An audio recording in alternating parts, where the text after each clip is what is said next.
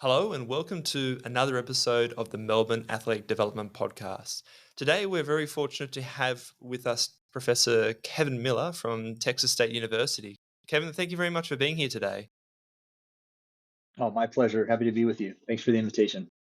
So, to give some context to the conversation, can you introduce who you are and your professional background?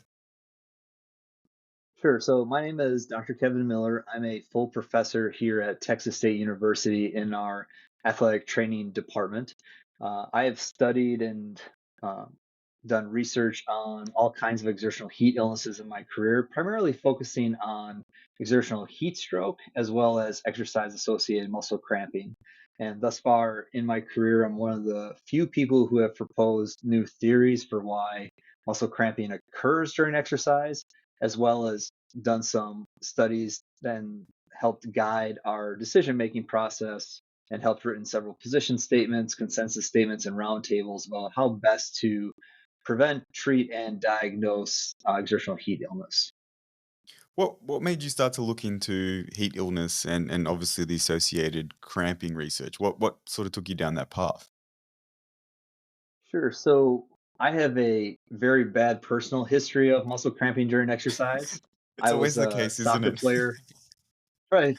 I was a soccer player when I was an adolescent, and I would just get very bad hamstring, quadricep, calf cramping, especially when we would have, two a day games or tournaments on the weekends where the conditions were typically hot.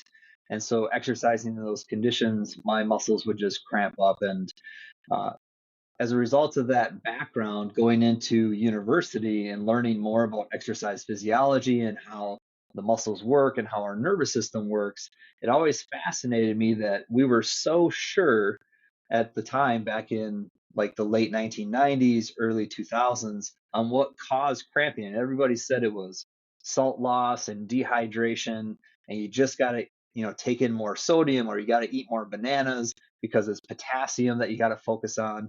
And it just always surprised me on how sure we were as to what caused these muscle cramps. Yet when I drank Gatorade or other sports drinks, or I consumed bananas like crazy, I would still get muscle cramping. And it was during an exercise physiology class in my undergraduate where an exercise physiology professor said, I don't understand why uh, sports medicine people believe that cramping is due to dehydration or electrolyte loss because when we sweat, our blood becomes saltier, not less salty, because we're Yeah. losing more water than we do salt in our sweat. And that really struck me. And I was like, holy cow, you're right. And so the kind of myths and the misconceptions that we had about cramping struck a personal chord with me. And then that kind of just set my natural curiosity ablaze and just decided that I was going to dedicate my life's work to better understanding muscle cramping and some of the other exertional heat illnesses, like I said, about like heat stroke. So, I'm certainly guilty as charged of having that perception that the dehydration and electrolyte imbalance theory is the cause of cramping until I came across some of your research. Can you explain the history of why there's such a strongly held belief around the dehydration and electrolyte imbalance theory that most people still believe today?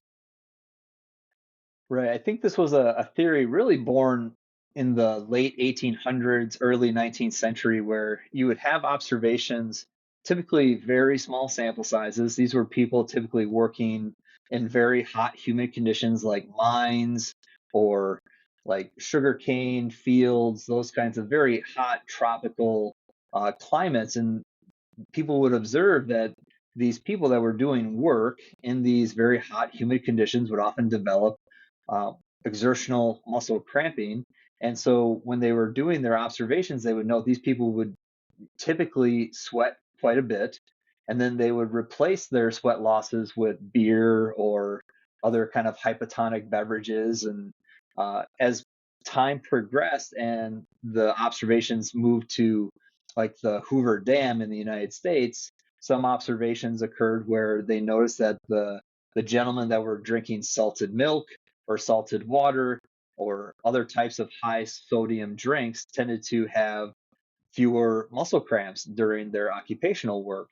And so that kind of led to this idea fast forward again 50 years to more athletic situations and like American football players, where again they're noting people that self-report a very severe history of cramping such that they required IV fluid replacement or medical intervention, that these athletes, again, typically very small sample sizes, we're talking about 5 to 10 athletes, when compared to non-crampers, and these would be people who did not require medical intervention, typically had higher sweat rates or had more sodium in their sweat than the athletes that were controlled for without that history of cramping.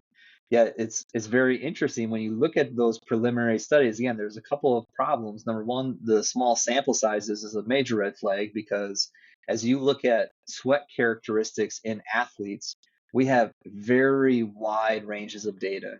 I've had athletes who have sweat very little, and I've, of course, worked with athletes who sweat a great deal. But you can't just look at a person and say, well, you're going to be a quote unquote heavy sweater or a quote unquote super sweater. These terms have no definition in the literature and nobody knows what they mean. And yet they're thrown around quite a bit as like, oh, yeah, I know what that means. Like if I shake out my t-shirt and sodium flies everywhere, or if I see that salt ring on my t-shirt after I'm working out, I must be a super sweater or a salty sweater. But that definition does not exist in the literature. And so we think we have an idea of what we're talking about a lot of times, but it's very poorly defined. And so sweat varies considerably. One of the heaviest sweaters with the highest sweat rate that I've recorded in my career was actually a small female soccer player. And so she actually had a higher sweat rate than most of the linebackers or offensive and defensive linemen in American football.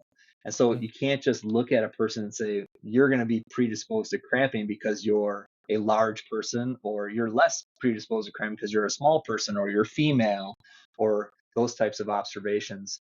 And so as time progressed and we kind of did more research and did better controlled research, and stopped using kind of the field observation athlete model, what we notice is that when you control for a lot of things, typically not control for in the field, things like how hard you're exercising, or the environmental conditions, or your diet, or how long you're exercising, when you control for all of those things and you look at people with and without a history of muscle cramping, what you find is the sweat characteristics are often very similar.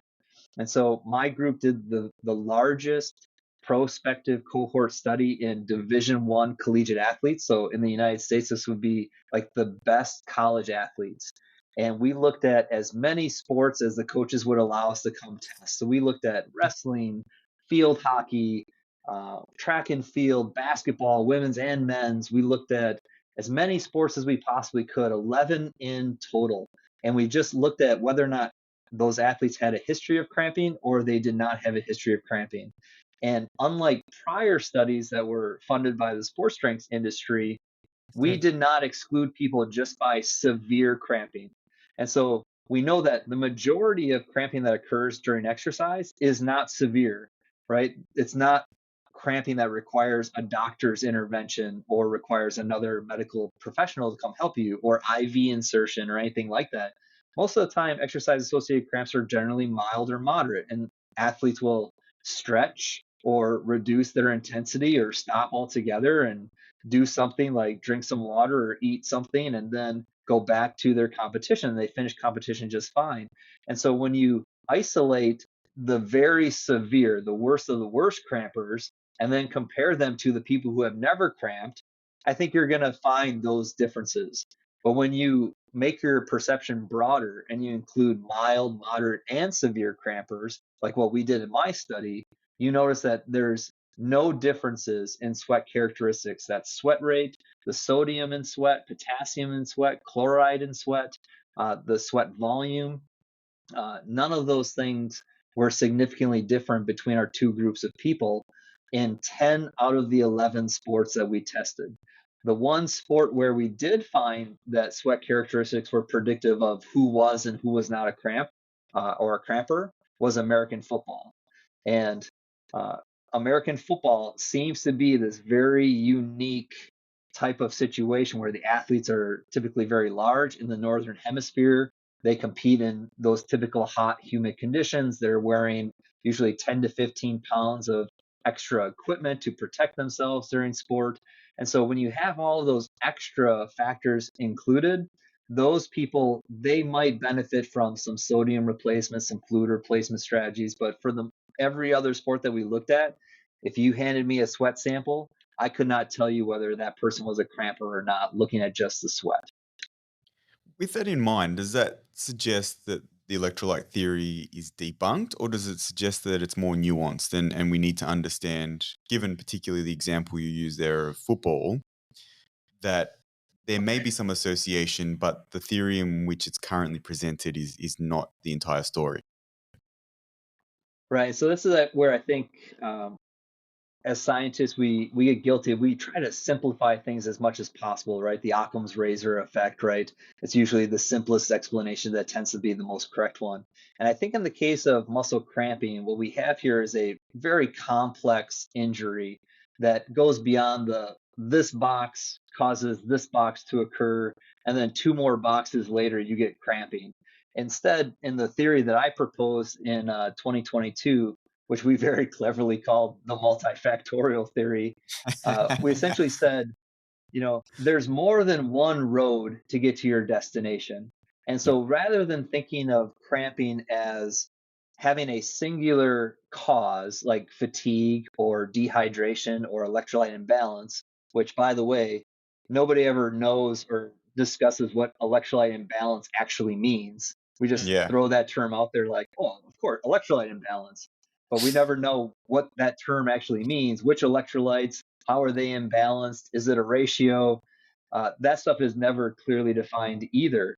But in the multifactorial theory, I tried to better explain all of these different observations that we see. And I think the reason why we see so many kind of conflicting observations in the literature is because sometimes certain treatments work for some people and they don't work for others. Well, if that's the case, I think what you're dealing with is a much more complex condition that doesn't have a singular etiology, right? If muscle cramping was due to just dehydration, then the cure is simple. It's hydration.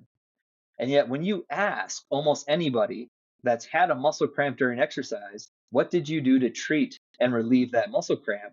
The answer is almost never, well, I drank sports drink or I Mm. drank more water and then the cramp went away. It's almost always I did stretching. And so I always ask people, well, how much fluid is added to the body by stretching? How many electrolytes are added to the body by stretching? How much fatigue is alleviated by stretching? And the answer there is always, well, none.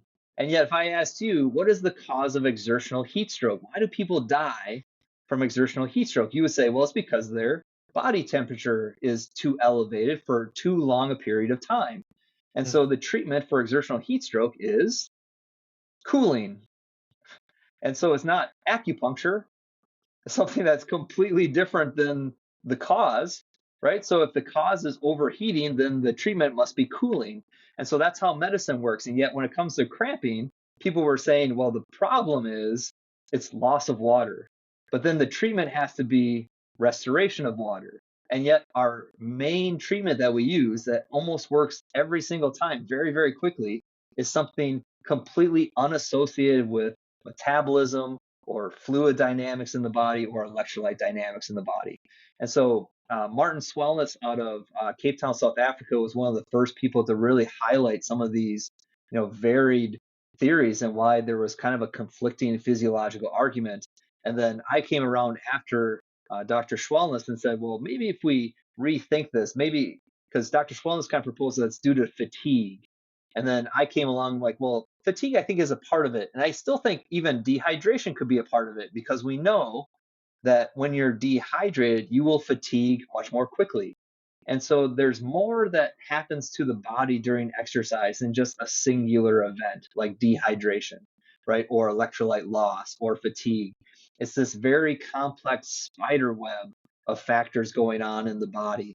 And so we proposed this multifactorial theory to try and get people to think differently about exercise associated muscle cramping. And so the general idea is that, again, there are multiple roads to get to the same destination. And so if we think of cramping as having like this threshold, like this is where I cramp, well, maybe if I start exercise here, like lower than my threshold for cramping, but I don't get a good night's sleep. And so I'm more fatigued than normal. Well, I get a little bit closer to my threshold for cramping, but I don't cramp, right? We have plenty of very fit athletes that cramp and they're clearly well conditioned, right? So it can't just be solely fatigue. We also have people that exercise for a very brief amount of time and they get cramping. So they're not very fatigued at all. And so I think, okay, so we get that threshold a little bit closer. And then maybe your diet's not very good. Maybe you start exercise slightly hypohydrated and you get a little bit closer. And then you exercise at an intensity that's beyond what you had trained for. And now those 3 or 4 factors coincide together. And now you've met your threshold for cramping. But if you take away 1 or 2 of those things, now you don't cramp. And I think changing the philosophy to look at all the potential factors that might contribute to how our nervous system becomes excitable. I think by looking at those factors and by looking at a person's individual recipe, I think that better explains why we cramp under some conditions and not other conditions, why some people have a different recipe than I have. And so when we apply treatments, again, I think this better explains why some interventions work for some people and other interventions don't work for those same people. And so when people ask me the holy grail question as it pertains to muscle cramping, like how do I prevent cramping, right? Uh, they don't oftentimes like my response because the response is you've got to do your homework. And what I mean by that is you've got to figure out your own individual recipe for why you cramp, and then we target that recipe with our intervention. So rather than giving kind of shotgun advice of drink more X, right? Drink more sports drinks, add more salt to your diet, drink pickle juice or beet juice or cherry juice or these kind of very popular hot at the moment type products. We got to do our homework and treat this like a injury.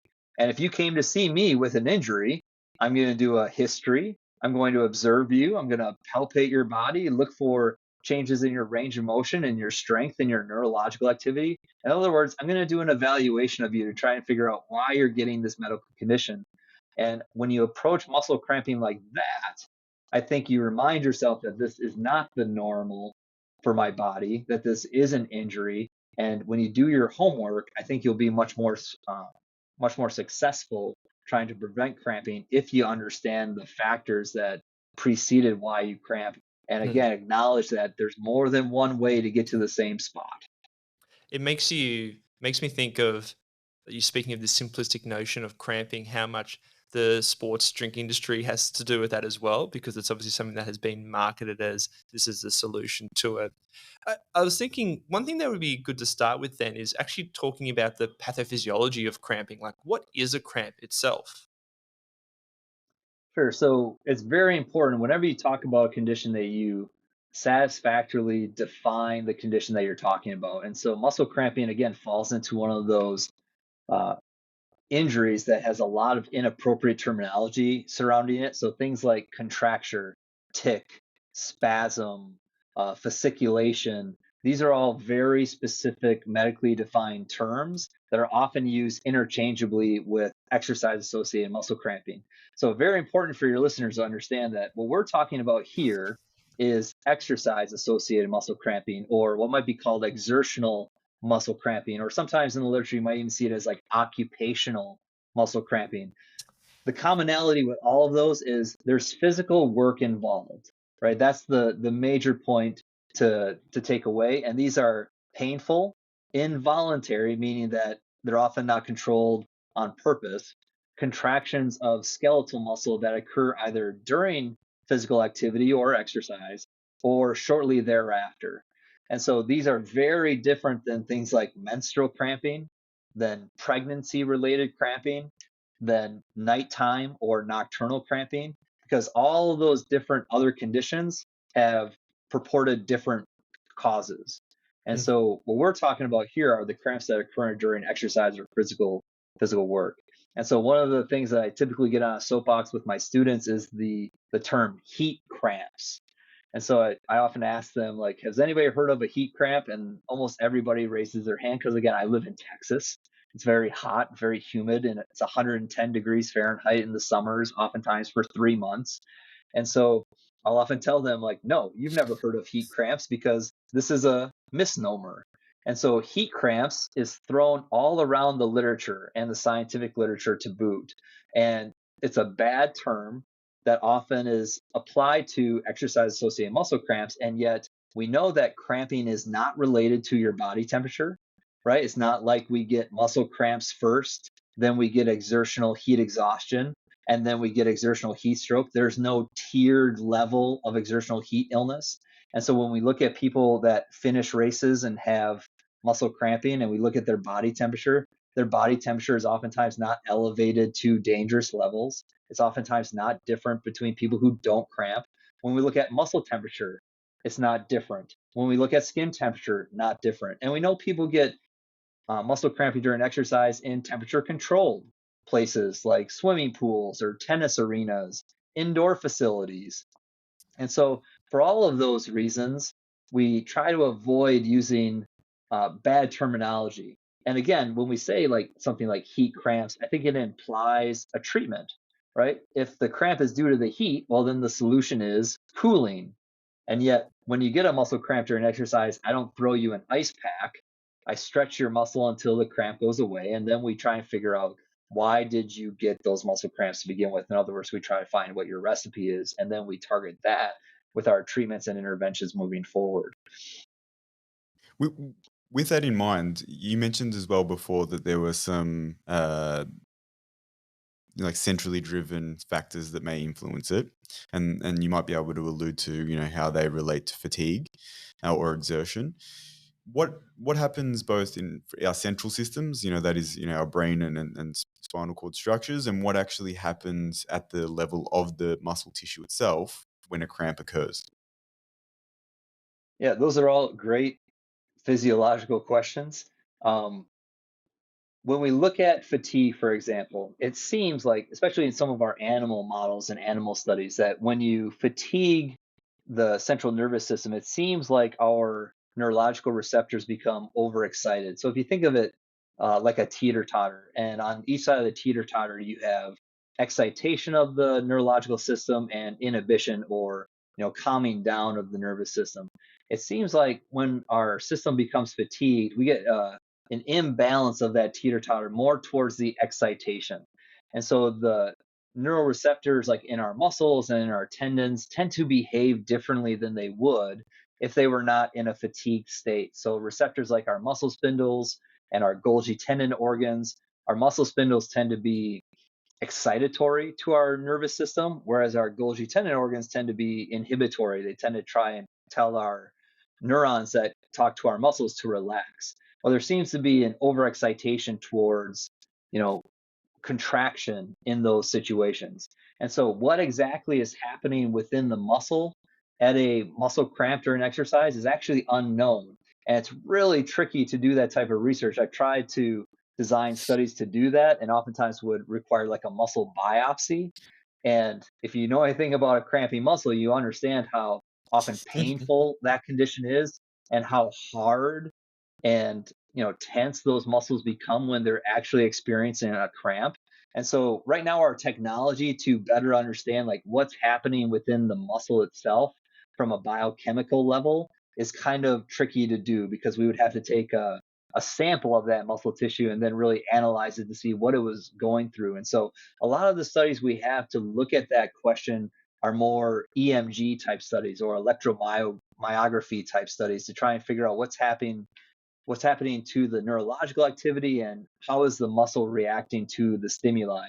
And those types of studies show us that when a muscle is in cramp, we have a much higher frequency and higher amplitude spikes on the EMG than you would in a rested muscle or in an adjacent muscle that is not cramping. And so it seems like there's more excitation occurring to that muscle, and as a result, the cramp just kind of feeds upon itself. I think we get kind of stuck in this pain, cramp, pain cycle. And Positive then cycle, when we're able essentially. to, right, that positive feedback loop Feedback, yeah. where one thing begets the next thing and then causes the same thing, and around we go, and it becomes self-feeding.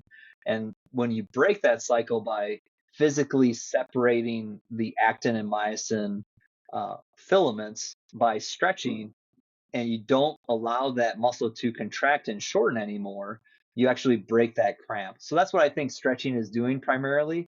I know as researchers, there's some stuff in the literature proposing that there's kind of a fancier inhibition type mechanism that occurs with stretching. But for me, I think it's more of a physical, just separating the Mm. contractile proteins, because we know from other studies that if you don't allow a muscle to actually shorten, it doesn't cramp. And so that type of, again, physical work and concentric contractions are typically necessary to get a self-sustaining exercise associated muscle cramp from occurring. So that's actually interesting to note because I know looking at treatment for exercise associated muscle cramps, stretching is by far the most effective treatment intervention. But you think it's because more of a change in the peripheral tissue length as opposed to like a neurological input that alters the excitation of the nervous system.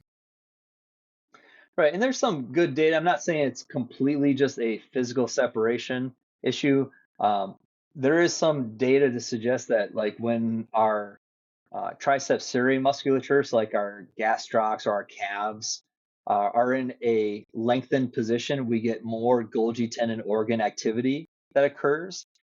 So uh, John Byrne and John is an Australian. And so he came out to the United States a few years ago, and we did a study looking at whether or not gentle static stretching changed any Golgi tendon organ activity after the stretch was released. And what we observed was nothing. Mm. So our receptors that were primarily using to think that, okay, when we stretch somebody, we're activating their GTOs. The GTOs tend to tell our central nervous system to relax. Well, that might be a possible reason for why cramps go away when we stretch them. And yet it doesn't seem to be a carryover effect. Like, as soon as that muscle was stopped stretched, we noticed no changes in Golgi Mm. tendon organ activity, the amount of firing, the area under the curve. And we looked at that at 1 minute post stretching, 15, 30 minutes post stretching, and it just didn't seem to be something that caused a preventative effect. Now, disclaimer for that study was we did not induce cramping. Instead, we took people who were not cramping, applied stretching, and then looked at their Golgi tendon organ activity. So again, there's a lot of work that we still have to do in this realm. But right now, I would say the two possible reasons for why stretching relieves a cramp is, number one, the physical separation of those contractile filaments, and then there is the potential for that inhibition effect through maybe Golgi tendon organ activity. Not saying it doesn't occur, but it's a little bit trickier to study, and so I tend to lean more toward the physical separation of those fibers than the Um, more elaborate, again, kind of the Occam razor effect, right? Of simpler explanation is probably more accurate. So if you don't allow the muscle to grab and contract, then it can't cramp anymore. So I tend to lean more toward that explanation, but there is some good studies on Golgi tendon organ activity, again, in non-cramping individuals that might explain some of that. But again, I think probably a little bit of both is where the truth lies. the other thing I think of with stretching is I know Gabriel Trajano has done some research with Tony Blazovic and I think David Bem as well of looking at the effects of prolonged stretching potentially inhibiting, say, force or power output. And one of the things that they've shown is it changes the activity of the persistent inward currents at the level of the spinal cord that influences the amount of calcium release that causes a high firing frequency. Does that has that been explored at all as being a potential mechanism associated with the positive effects of stretching on cramping as well? Because that would alter, I guess, the neural drive and the output from the spinal cord to the muscle. I don't believe so, not in the context of cramping. Um, I tend to agree with you that, like, when I teach our athletic training students about stretching, I tend to believe that stretching is inhibitory toward performance. And so I had a great, I think, again, it was Australian exercise physiologist in my master's program say, a cheetah doesn't stretch before it chases the gazelle, right? And so that kind of notion that we stretch athletes before competitive performance to help them prevent injury or improve their athletic performance, I think is not so much true. And so the only times I ever do static stretching of athletes is if they have a clinical lowering of their range of motion. And even then, I think we have to ask, is this the best way to help them regain their range of motion? Like there are joint mobilizations and some manipulatory techniques that we can use to bring back a joint's range of motion that go beyond just simple static or PNF stretching. And so I think the literature that you mentioned is oftentimes applied to the muscle cramp context to provide kind of a theoretical support, but actual experiments looking at that, I would say, are not yet done, Mm. to my knowledge. To Anyway. to make it really clear for our listeners, are you able to go through the factors that you think are the biggest contributors and then potentially outline, you've already outlined obviously something like stretching, but what sort of steps you would then take if you do think that those are the factors that are contributing to the development of an exertional cramp or exertional sort of cramping? Yeah, that's a great question. So, for all the listeners at home, I think the easiest way to look at that too is to go back, find the paper that I published in 2022 that discusses the multifactorial theory. Yep. And the title of that paper is An Evidence-Based Review of the Pathophysiology, Treatment, and Prevention of Exercise-Associated Muscle Cramps. And it was published in the Journal of Athletic Training in 2022. It's on page 5 to 15. And in that paper, and maybe we can I'll even find it. link, uh, if we can link maybe to the podcast, that article, I Sure. think it would be Of very course, yeah. helpful for the listeners, because within that article, I have a table on questions that you can ask your patients or yourself, and then keep what I call a cramp journal. So you can record all the possible answers and then look for patterns as you develop multiple cramp episodes during exercise. And then once you identify a pattern for you, that might be your first step in identifying your own particular recipe for why you cramp. Because again, your recipe might be completely different than mine. And so until we find our individual factors, we're going to struggle preventing them. And so in that article, I give you the whole spider web of all the potential factors that I think to date we've kind of identified. And I started putting together this theory when I was a PhD student, and it was like one thing just dominoed into another thing, right? Like pain can be a result of muscle damage, but it can also be something that's totally normal during exercise. But you also get increases in muscle temperature with exercise. And so it very quickly became this very complex spider web of factors. So the main ones, and I would be fully transparent and full disclosure, a lot of this we still have work to do to see how important is this factor towards cramp genesis. So a lot of times right now what we're doing is we're trying to take literature that we know from an individual factor, but then again apply it to a cramp context. And so things that I think typically are common for people, I would say, is the fatigue, right? We know that muscle cramping during exercise tends to affect the working muscles, right? And again, that was kind of an argument for why it might not be dehydration or electrolyte imbalance, because if it were, I would get random cramps in my neck or in my back, but they're almost always in the targeted individualized muscles that we're working, like our hamstrings, our calves, and our quadriceps. And so I think fatigue plays a role. I think pain can definitely play a role as well. So if you have a prior history of injury to a muscle or you haven't fully recovered, I think again, you get in that pain, muscle cramp pain cycle much easier. I think if you have a genetic predisposition toward cramping, there's some literature to suggest that that might be more so occurring on the father side of the genetic spectrum than the mother side. And so oftentimes the question that I'll ask my athletes is, have you ever had a cramp before? And so most of them will say, well, yeah, I get them all the time. And so when it comes to prior history or family history, I think that oftentimes is a major factor in why people cramp. So some people just seem to have a genetic predisposition towards this. I think you could also add on to that other factors that contribute to fatigue. So things like lack of sleep, maybe older age, maybe diet, and not having, satisfactory nutrition intake as far as a caloric intake, maybe not enough carbohydrates or things like that that we typically use for our main energy source when we do exercise. So those types of things I think could contribute to cramping. Again, in the article, there's a whole table of questions that we ask. And as people can answer those questions after they get a cramp, it will help them identify whether that might be a factor for them or not. Mm. Speaking But again, of, even in no, go on, go on. sorry, but again, it's very important. Again, keep this in the context of it's probably multifactorial. So if you just had one factor, you probably might not cramp. It's probably going to be some kind of Mm. convergence of factors. So right now, like I've been talking for about 45 minutes, and yet you haven't heard me exclaim, "Ow, I'm cramping." And so we know that like talking for a prolonged period of time causes dehydration, right? Going in a hot tub, drinking alcohol, these are all things that cause dehydration. And yet, when you're sitting in a hot tub, people don't just jump up and grab their calves.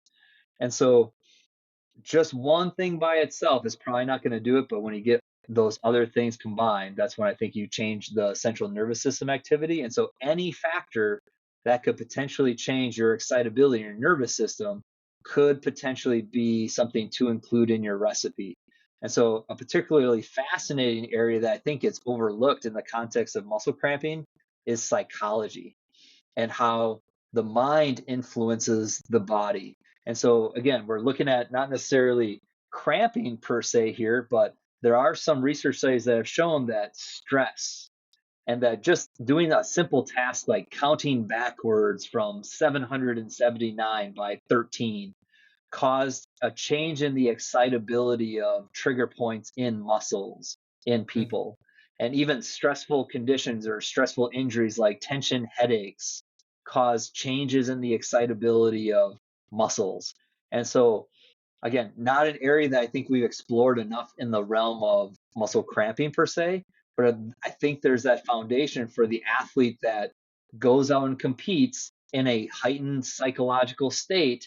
And again, that heightened psychological state might not cause their cramp, but it might push them a little bit closer to their threshold. And so the psychology of cramping, I think, is a very interesting area that doesn't get enough focus. That I think is one of those things that we got to look at in the future.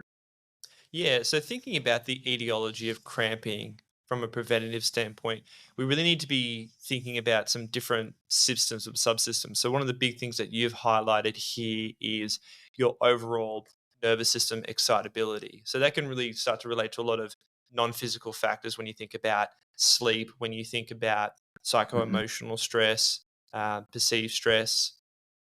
Do other things then that influence our nervous system activity have an impact on cramping, like say caffeine consumption or stimulants, which also may be particularly prevalent in athletic groups?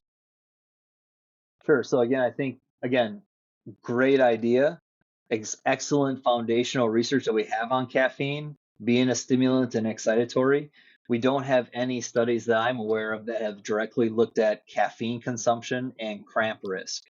So I was going to do a study like that way back in 2012, and then I changed jobs. And then didn't get a chance to do that study. But we were going to look at various amounts of caffeine and look to see did that change cramp susceptibility, but simply haven't gotten that far yet. But Mm. exactly what I'm with you right there. Any kind of change that can be stimulatory or inhibitory could potentially influence the nervous system and therefore contribute to cramp risk. And then thinking of other factors, you mentioned, say, nutrition with particularly caloric intake. Are there any physical parameters that influence someone's cramping? Because it's interesting to note, and you've highlighted this in your article, stretching is actually very effective at treating cramps, but it's actually not effective at preventing it. So, does that indicate that things like range of movement and flexibility aren't really correlated to cramping? And are there any other potential physical factors associated with someone who's susceptible to cramping? Yeah, so the data is kind of all over on the physical characteristics that might contribute to cramping. In some studies, they might say, well, men are more susceptible to cramping, but then when you look at the race data, like 80% of the population that took part of the race were men. So is it a true comparison of men versus women? We have some studies that suggest that higher BMI might be associated with cramping. And so again, the theory being that maybe the heavier people might not be as well conditioned, and so they may be more prone to fatigue, or because they're heavier, they might have to exert more energy to move their body through the same amount of space or perform the same amount of work. And That therefore, would actually make again, they sense with might the be more American football players because obviously they are not necessarily overweight, but have a high amount of lean body mass too. right. Yep. So those types of things, I think we need to flush out a little bit more. But from a flexibility range of motion standpoint, the work that I've done in my lab, where we've done more controlled studies and we've measured range of motion, we've tested, static stretching, we've done PNF stretching, which is supposed to target more of the neurological system. We've actually looked at the cramp threshold, so how easy it is for me to cramp someone. And I typically use electrical stimulation for that. And when we do stretching, there again doesn't seem to be any kind of preventative effect where it's just as easy for me to cramp a muscle after the stretching as before the stretching. And even when we look at like the field research, like there was an article published um, in rugby players that they found no differences in range of motion or flexibility. And again, Martin Schwellnus and his group has, via questionnaire, asked people what was their flexibility training and history and duration.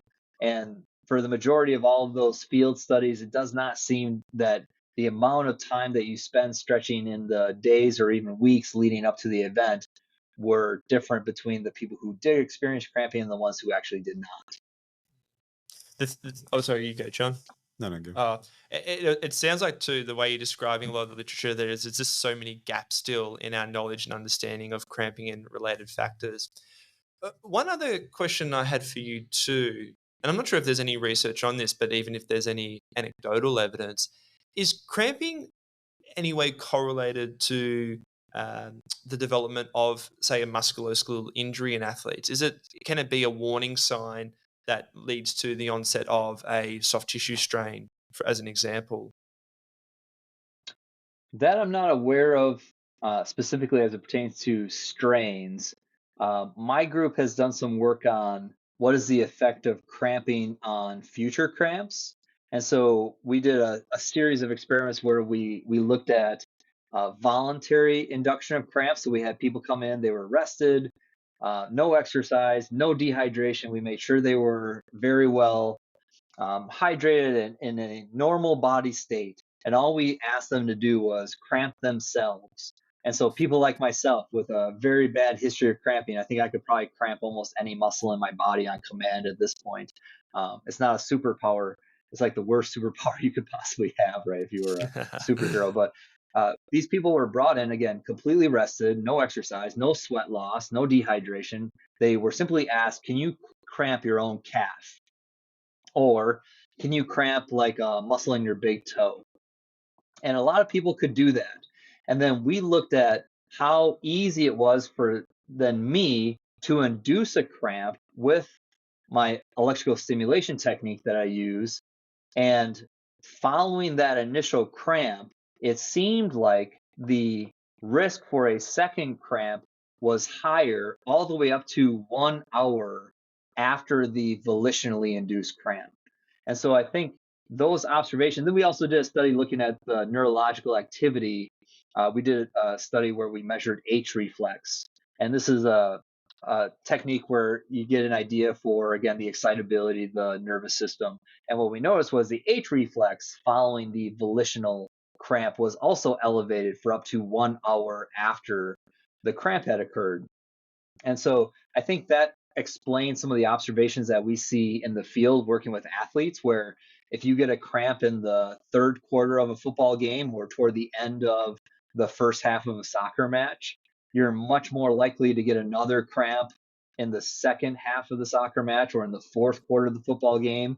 And then as an athletic trainer or medical professional, once your athlete goes down with a muscle cramp, it's highly likely that you're going to deal with that athlete cramping again and again. And I think that's because that initial cramp kind of primes the system to make it easier for subsequent cramps to occur. So this has been termed in the literature as the muscle cramp state, where it's that period of time that occurs following exercise or following an initial cramp where your presupposition to another cramp tends to go up. You just mentioned that. So obviously, as a clinician or someone who's going to be working pitch side, what do you do in that situation? You have your most important player, it's a big final, and they start cramping at the end of the first half of, say, a soccer match. What do you do? How do you attack that? Yeah, great question. And so my typical response is any way you possibly can. And so it would be great if, again, we don't have to apply these, principles to every single person on the team. And so a lot of times coaches will, have me come speak and I'll tell them like, if you just ask your team, how many of you have ever had a cramp before in your life during exercise or during an athletic event, right? You're going to get a lot of hands that go up, but not everybody's hand is going to go up. And so you don't have to apply interventions to people that don't need them. But just that very simple question of have you cramped before tells you who are your at-risk people. And so that's where you can take that subgroup and say, okay, now we're going to delve into your personal history and we're going to try and identify what your recipe is. Yeah, And do you so if have you time to do do have that? that, Do you have time to do that if someone's on the side of the pitch and they're cramping? Like you don't. Yeah, that acute Yeah. management. What are you doing in that acute situation? Like obviously, you may not have had the opportunity to have that discussion in the weeks, months leading up to kind of educate them. You're there doing coverage for whatever right? reason. It's the finals, and they're like, "All right, what do I do? What do I do?" And they're frantic. What's your approach at Yep. that stage? Yeah, ideally it would be part of that pre-participation exam at the beginning of the season, right? If typically we know who our stars are, right? Like we know who the Michael Jordans, the LeBron James of the team is. And so if that person tells me that, yes, I get a really bad history of cramping, then I'm going to dive in right away to try and help them. So if that player does cramp during a game, hopefully I've done my homework before that point and I can say, okay, chances are it's maybe nutrient deficiency or maybe it's energy deficiency. And so we're going to stretch that muscle and try and break that cramp as quickly as we can. And then hopefully we know that person well enough to say, all right, for you, it's almost always nutrient deficiency. So maybe let's try a sports drink because there's a lot of sugar in sports drinks. And so we know sports drinks tend to retain water more. Like people always think like I'm anti sports drink. I'm really not. I'm anti bad science and I'm anti bad marketing. We know you'll retain more water if your sports drink has electrolytes in it and sugar in it. That's just how our body works. And so if your cramp was due to the loss of fluid, and again, I'm not saying dehydration doesn't play a role in cramping, so please don't take away that from this conversation. Again, I think dehydration can cause premature fatigue, and there are other types of things that dehydration can influence. I just don't think it's the sole factor like everybody in the 1940s and 1990s thought it was. But if we give you like a sports drink, I think a lot of times it's the sugar in that sports drink that our body rapidly absorbs. And if we've been competing for a long period of time, we can get that boost in, carbohydrate and maybe alleviate some of the fatigue that will help get that person through the match. But oftentimes it's a losing battle, to be quite honest. Again, we've got lots of studies that have shown once you cramp, that system is now primed for future cramps. And so we'll, number one, get rid of that cramp as quickly as we can, usually with gentle static stretching. We might do some maybe massage just because massage feels good. So if pain was a contributing factor to the cramp, we're going to try and relieve some of the cramp pain cycle. We might give some sports drink to try and get some sugar rapidly absorbed into the bloodstream and circulate to the cramping muscle.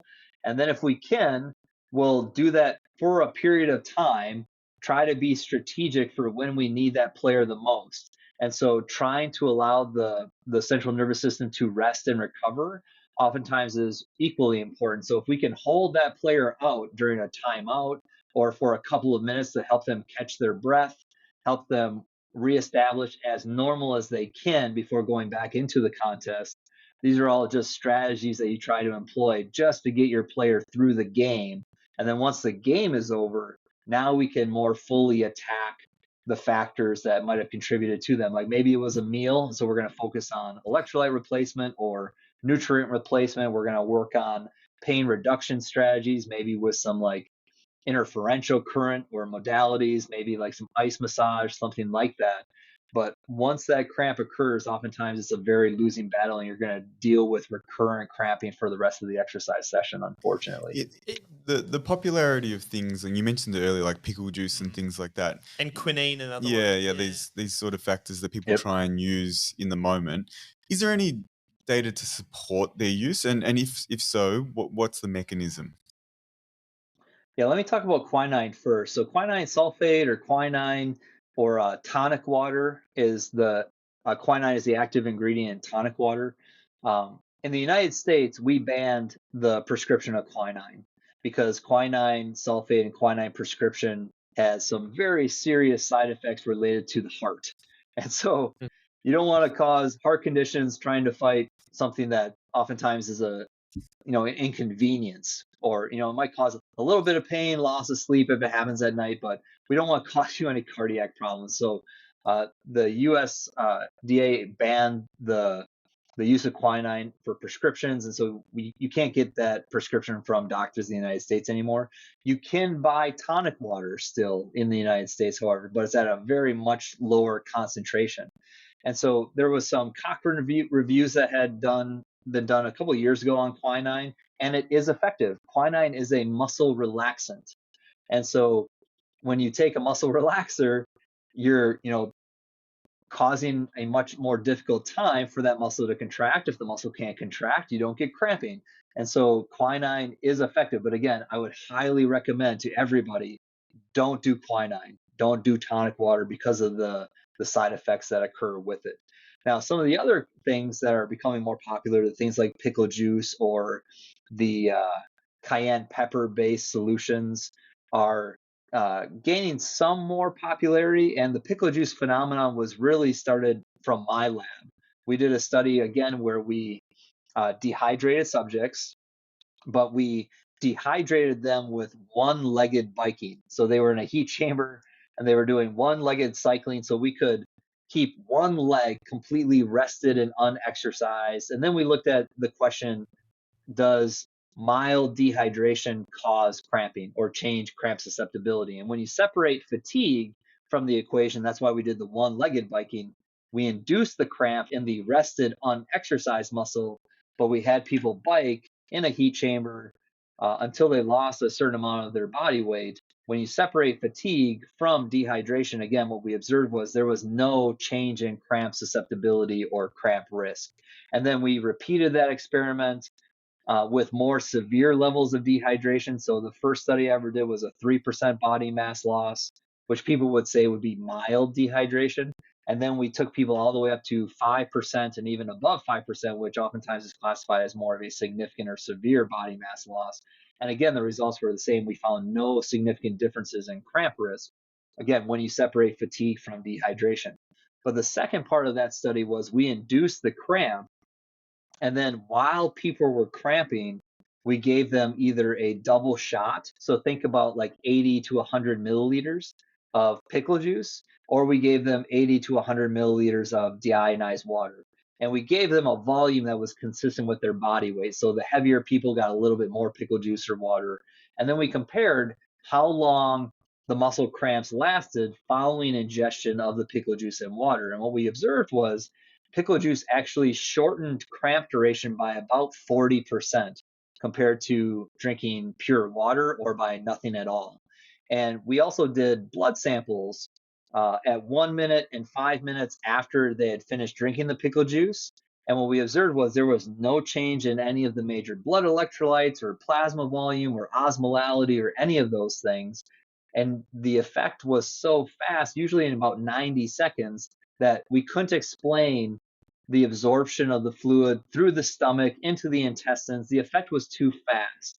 And so what we proposed was the pickle juice was probably causing some kind of oropharyngeal reflex in the mouth that was interrupting the excitatory stimuli from the brain to the cramping muscle.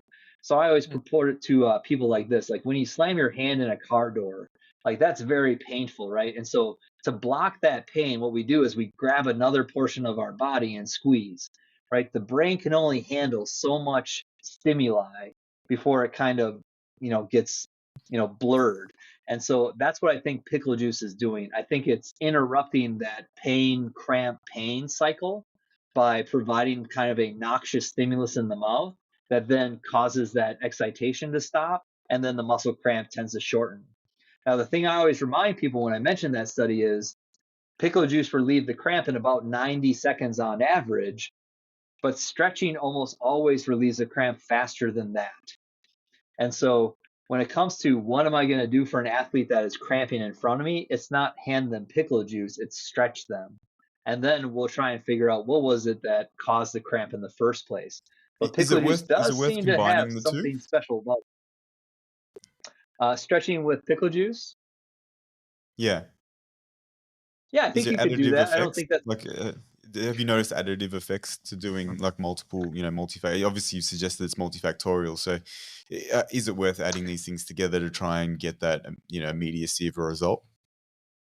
I think that's perfectly fine. And other people have asked me, well, what if we also, in addition to the gentle static stretching, had them contract their anterior tibialis, for example? If I'm, cramping my calf, the way the body works is if you activate a muscle on the opposite side of where the cramping muscle is, the body will inhibit that cramping muscle. So we call that, like reciprocal inhibition. And so that, again, perfectly makes sense. So if I have the patient bring their toes up toward their chest, in other words, dorsiflex their ankle while their calf is cramping, and I'm also helping them push their toes up. And so I'm gently stretching that calf while they're also trying to pull it up actively. If you give them pickle juice at the same time, I don't think you're going to cause any harm to the athlete to do that.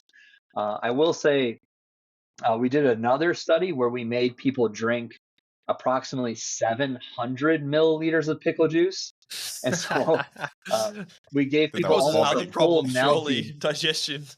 Digestive problems. Yeah, exactly. And so you laugh at that, but we published that data because nine out of the 10 people that we got to do this experiment got explosive diarrhea afterwards, like several hours after the study finished. And so I never Uh, advocate drinking that much pickle juice because it comes back to the why do you not drink ocean water if you're stuck on a desert island, right? mm, The body tries to flush all that extra sodium out of your body, and so you dehydrate yourself even worse when you take in that very salty solution. And pickle juice has about the same amount of salt in it as the ocean does. mm. And so whenever we do the experiments showing that pickle juice shortens cramp duration, it's always very small amounts. Like think a double shot, like 80 milliliters. It's a very small amount of fluid. So 80 milliliters, and we've done lots of studies to show this, does not change your blood sodium, potassium, calcium, magnesium, chloride, osmolality. It doesn't change any of the major blood variables when you take it in a small volume. But the reason why we gave that much pickle juice because we were using a technique to study how fast the pickle juice leaves the stomach. And one of the primary determinants of how fast something leaves the stomach is how much you ingest. And so we had to give that amount of volume to actually do the experiment. And what we found was after about the first 5 minutes, pickle juice tends to just sit in the stomach because all the secondary characteristics like its low pH, its acidity, its high sodium amount, all of those things tend to slow how fast the stomach pushes fluids down into the small intestines. And so when you drink a small volume like that, again, we take away the volume stimulus. The pickle juice tends to sit in the stomach for about 20 minutes. And so we had this, very interesting phenomenon where a very small amount of pickle juice tend to relieve a cramp faster than water or drinking nothing at all, but it didn't seem to influence any of the major blood chemistry indicators. And so that's why we said, well, it might be something happening in the mouth. And so people always ask me, well, could it have been a placebo effect? Possibly. Um, but we tried to prevent the placebo effect as best we could. So we put nose plugs so they couldn't smell it.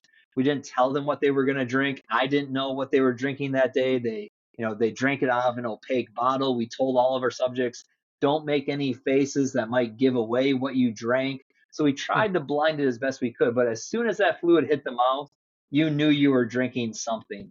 But we also never told our subjects what they could expect. So in theory, the pickle juice could have made their cramp worse. So it is a limitation of the study for sure. Again, I try to be fully transparent with people about that, but we have kind of this collective body of evidence. That's not just from my lab. We have some case studies showing that drinking pure vinegar, and I always advocate don't do pure white vinegar because it will kind of burn your esophagus. Ask me how I know that. Done that study too. Uh, Apple cider vinegar tends to be much more tolerable for people, or vinaigrettes or those types of things are easier on the gastrointestinal system. So if you're going to try something with vinegar, which is what I think is the active ingredient for why pickle juice works, I think you can do some other more tolerable fluids that contain vinegar than just pure pickle juice or pure vinegar by itself. To finish off, Kevin, you talk about you having a very bad history of cramps. What have you found personally useful as a preventative measure? Yeah, so again, people always shake their head at this. And again, I don't think that this works for everybody because, again, it might not target your individual cramp factors. But for me, pickle juice does work. And I've played Hmm. around with this because if it is an oropharyngeal reflex, then in theory, you don't even have to swallow it, right? Just swishing it around your mouth and then just spitting it out might be enough to interrupt the cramp that's occurring and then stop the muscle cramp. Now, there was a study that was done, I think 2 or 3 years ago, where they tested that theory, where they just had people swish and then spit it out. But the thing that they didn't do is they didn't prime the system. So they had healthy, rested people, and then they induced the cramp with electrical stimulation, which again is what I typically do in my experiments. And then they gave people pickle juice and they swished it around their mouth and then they spit it out. And what they said was, oh, the pickle juice didn't work, it didn't relieve the cramp. But what you forget is you got to prime the system. If there's no factors that are contributing to the cramping other than you just shock people until the muscle cramped, then you might not be, setting the stage for pickle juice to actually work. And so that's where I think they need to do a follow-up study and just say, okay, we want to have people come in with some exercise, cause some fatigue to the muscle, and then see if, swishing pickle juice in the mouth relieves cramps or not. But for me, I've done, a lot of yard work, and at my last house when I lived in Michigan, I was spreading, multiple yards of dirt. And something that had rarely happened in my life, I got a cramp in my biceps because I was shoveling dirt and I was trying to, finish the job before it became nighttime. And I got a cramp in my bicep and I could not extend my elbow. And I told my friend who was helping me, I'm like, I'll be right back. And I'm not joking. I just went to my kitchen. I grabbed some Vlasic dill pickles, and I just drank 2 or 3, 4 gulps of pickle juice. And within seconds, my cramp in my biceps went away. And again, I have no competing interest. I don't sell a pickle juice sports drink. I don't bottle this stuff myself. I'm not a proponent for all of these other companies on the internet where you buy pickle juice sport drinks. I don't do any of that stuff. But just for me, for some reason, pickle juice seems to help me with my muscle cramping. And again, also I'll stretch and do those types of things. But this was a situation where I was like, well, let's see if it works for me today. And sure enough, and then I was able to go out and finish the pile of dirt before nightfall without another cramp in my biceps. And again, doesn't work for everybody. And what I always tell people is, pickle juice is not a cure-all. Do not think that this is going to solve your problem, because one thing we have not studied is whether or not there's like a habituation effect. Like if it takes 80 milliliters for me to stop cramping today, will it take 90 milliliters next week, 100 milliliters the week after? That we don't know yet. And so again, if it's the vinegar, maybe if we just give a more concentrated dose of vinegar, maybe it helps better. And so again, there's a lot of questions that we still need to get answered regarding this interesting phenomenon. But for the people that might be listening that maybe have a history of high blood pressure, one thing I always tell people is, go talk to your physician first. You don't want to drink a small amount of pickle juice, because again, it's like drinking ocean water. So if you struggle with blood pressure or you have an allergy to foods, these are all part of the questions that we ask people to figure out what their recipe is. And so again, if you go back to that article, the first two questions in the table where we ask you the questions about figuring out your recipe, the first two are the first two on purpose. And those questions are, do you have any illnesses, allergies, or medical conditions? And have you noticed muscle cramps occur during exercise after a change in medication or drug use? And if the answer to those questions is yes, then we always tell people, go see a doctor before you decide to do anything. Kevin, thank you very much for giving up some of your time today to talk to us about your research. We'll certainly put a link to that paper when we release the podcast as well. And I'm assuming you're on social media. People can find you on things like Twitter. That would be a great assumption, but I've tried not to be. So That's not a bad thing at all. I'm one of those very old people that just has Facebook, so people back home can see pictures of my daughter and my family, and Sure. I try to keep up with people that way. But I'm one of those rare scientists that doesn't have Twitter, doesn't have Instagram, Snapchat, or anything like that. But I would say, if your listeners have any questions or anything, feel free to contact me. My email is kmiller, MILLER, at txstate.edu. I'm happy to answer questions via email, or if people want to give me a call on the phone, I'm happy to talk to people as well. Great. Thank you very so much, much. Kevin. Really appreciate it. All right. Thanks, guys. Appreciate the opportunity. Have a good day.